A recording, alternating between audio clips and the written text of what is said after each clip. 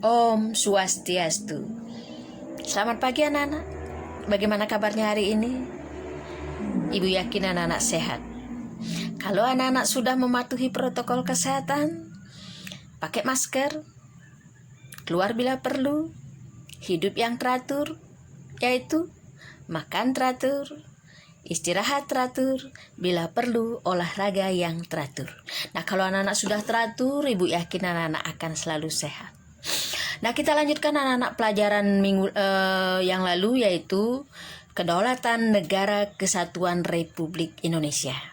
Nah, kita lihat yang nomor A sekarang, hakikat dan teori kedaulatan. Nah, kita lihat sekarang pengertian kedaulatan.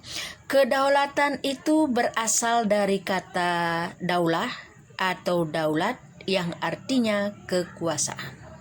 Jadi, kedaulatan artinya kekuasaan tertinggi dalam suatu negara. Nah, kalau negara adalah sebuah organisasi di suatu wilayah yang memiliki kekuasaan tertinggi yang sah dan ditaati oleh rakyatnya.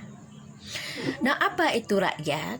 Rakyat adalah orang yang tunduk pada pemerintahan suatu negara. Nah, kalau penduduk adalah orang yang bertempat tinggal pada suatu wilayah negara. Nah, kalau warga negara adalah orang yang memiliki hak dan kewajiban terhadap suatu negara. Nah, itu.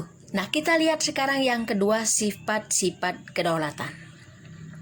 Sifat kedaulatan yang pertama adalah asli. Artinya, kekuasaan tidak berasal dari kekuasaan lain yang lebih tinggi.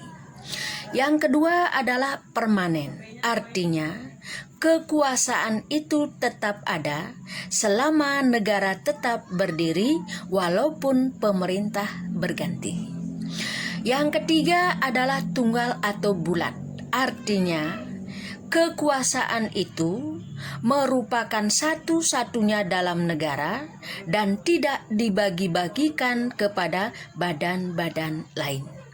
Yang keempat, tidak terbatas. Artinya, kekuasaan itu tidak dibatasi oleh kekuasaan lain. Nah, yang ketiga kita lihat macam-macam kedaulatan berdasarkan kekuatan berlakunya. Yang pertama adalah kedaulatan ke dalam.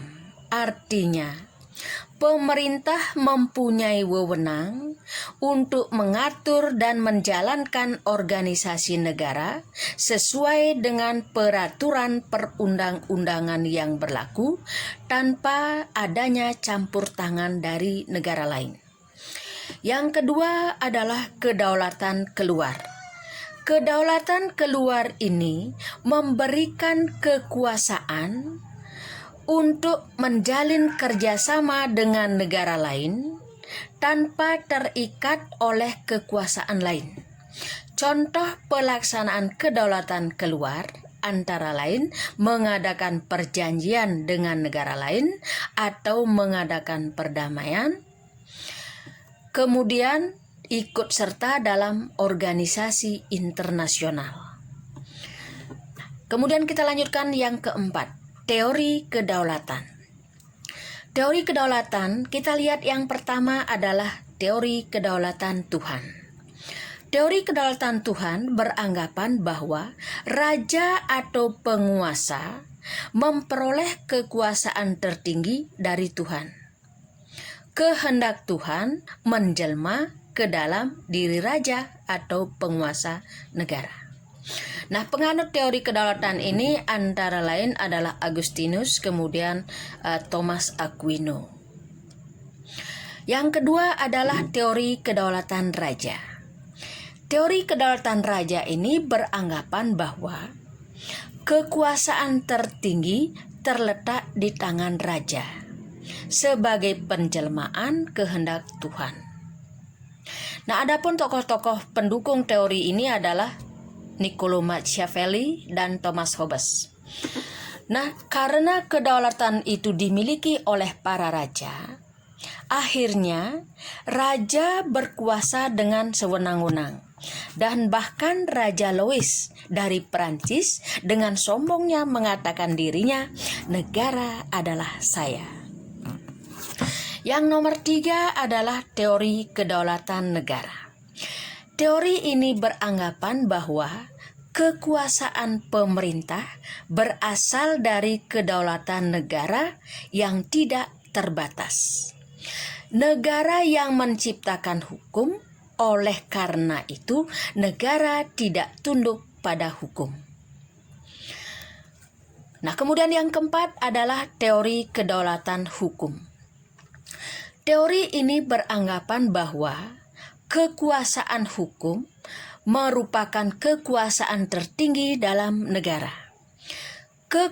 Kekuasaan hukum bersumber dari rasa keadilan dan kesadaran hukum. Negara melindungi hak-hak warga negara dan mewujudkan kesejahteraan umum. Nah, tokoh dari teori ini diantaranya adalah Immanuel Kant, Hugo, kemudian Lion de Groot. Nah, kalau kita lihat yang kelima adalah teori kedaulatan rakyat. Teori kedaulatan rakyat ini beranggapan bahwa rakyat merupakan kesatuan yang dibentuk oleh suatu perjanjian masyarakat, kemudian rakyat sebagai pemegang kekuasaan tertinggi, memberikan sebagai kekuasaan kepada penguasa yang dipilih oleh rakyat. Dan sebagai penguasa tersebut harus melindungi hak-hak rakyat. Nah, kalau kita lihat tokoh yang mengemukakan tentang teori ini antara lain Montesquieu dan J.J. Rousseau.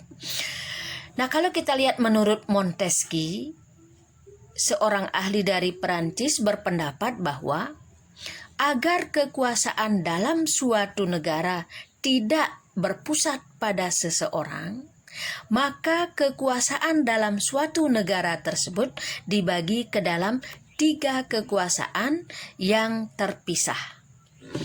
Nah, kalau kita lihat pemegang kekuasaan yang satu tidak mempengaruhi dan tidak ada campur tangan terhadap kekuasaan lain.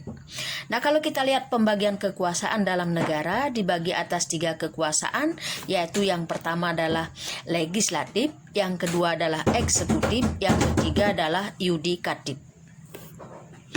Nah, kalau kita lihat yang pertama, legislatif itu adalah badan yang membuat peraturan perundang-undangan.